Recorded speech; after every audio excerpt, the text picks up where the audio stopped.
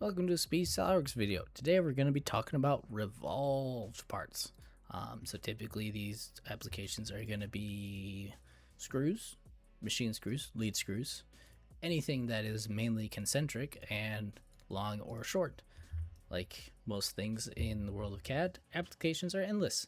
So to do this, we are going to start in a sketch, like just about everything else in SolidWorks, and let's make, I don't know, a screw with a little seal feature and a head, and Bob's your uncle.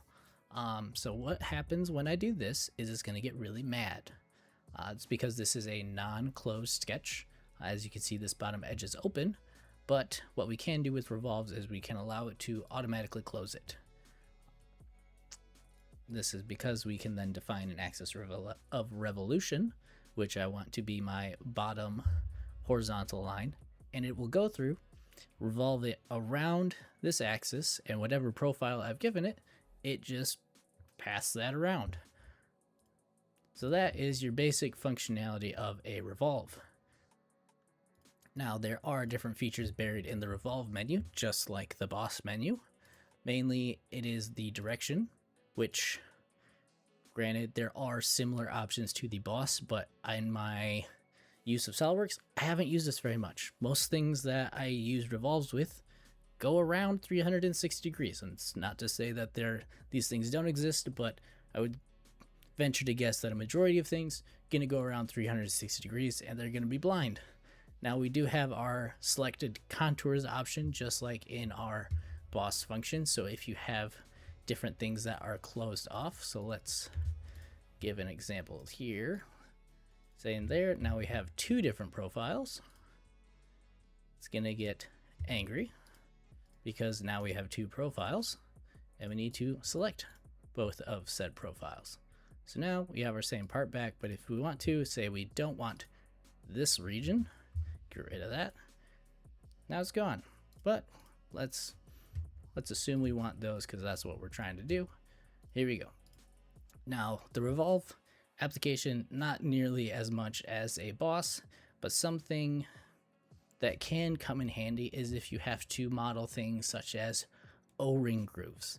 Now, granted, the applications for these aren't nearly as high as anything that comes with bosses, but let's look at how we can go about doing that.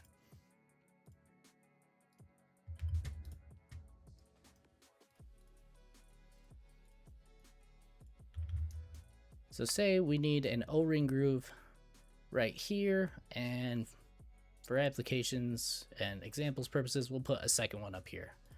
I'm not gonna bother looking up what an O-ring standard profile is, but I know they're usually not fully exposed and not fully recessed, and that grabbed onto that line. So let's bring that under. Make that tangent with this face and that tangent with this face. Okay. So obviously these are not sized correctly. Let's make these a little more realistic. And the machinist handbook would give you all these dimensions on how far, what size O-ring to use, the diameter, how far to cut it, and all of that stuff. This is not that. This is supposed to be an example of how you can reuse a revolution and revolved cut to model. So please don't read too far into the details. So now that we have a solid object already, you can see we have different options that are now available to be selected because the solid body exists. So we're going to do a revolved cut, define the axis of revolution as such, and as you can see, it is revolving those cuts around that axis. And just like with the revolving of the solid body, we can select only this one, or both, or neither. But selecting neither also doesn't make any sense. So now we have grooves cut for O-rings, but again, dimensionally, these things don't line up or make sense. But that is the very, very basic functionality of both the revolved boss base and the revolved cut. So we can use one to create a solid, and just like in the boss extruded cut world, the other one takes material away. They both function almost identically. One adds, one takes away, but they both function in the same manner. You can have closed sketches, you can have open sketches.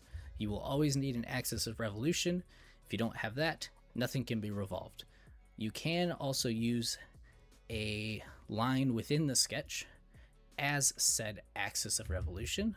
So let's do that as an example somewhere else. So say we have this very odd shaped box. Ignore this guy over here a second. And we want to revolve this guy. The axis of revolution can be defined as this. And we can make that a revolution. Now, what this is, I don't know. It's just an example. But you can use the sketch itself as an axis of revolution. And to give you a different example, we can take this and make it this guy or that guy or any of these. This one doesn't work because if you think about how it would revolve around this, it would actually revolve into itself, and that's not going to work. The same thing happens here. So it will give you previews of what the item looks like as it gets revolved around itself. So there are many options on how to use this tool, but those are the basics of it. If you found this helpful, great. If you want to see more, check out my other SOLIDWORKS videos. Thanks.